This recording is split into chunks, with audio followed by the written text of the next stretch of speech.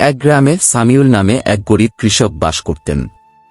তার একমাত্র সম্পদ ছিল একটি পুরনো ঘোড়া। একদিন ঘোড়াটি বনে পালিয়ে গেল। প্রতিবেশীরা এসে বলল, কি দুর্ভাগ্য তোমার। কৃষক হাসি মুখে বললেন, দেখা যাক এটা ভালো নাকি খারাপ।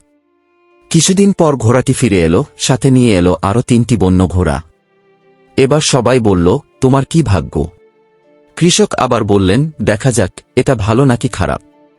পরের দিন কৃষকের ছেলে নতুন ঘোড়াগুলোর একটি প্রশিক্ষণ দেওয়ার সময় পড়ে গিয়ে পা ভেঙে ফেলল। সবাই বলল, কি দুর্ভাগ্য।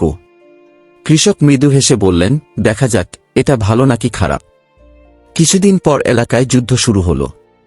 গ্রামের সব তরুণকে যুদ্ধে যেতে হল, কিন্তু কৃষকের ছেলের পা ভাঙা থাকায় সে যেতে পারেনি। এবার সবাই বলল, তোমার কি ভাগ্য। কৃষক শান্তভাবে বললেন, সবকিছুর মধ্যে ভালো এবং খারাপ মিশে থাকে, শুধু ধৈর্য ধরে অপেক্ষা করতে হয়। শিক্ষা: জীবনের প্রতিটি ঘটনার পেছনে কোনো না কোনো ভালো দিক থাকে। ধৈর্য ও ইতিবাচক দৃষ্টিভঙ্গি ধরে রাখতে হবে।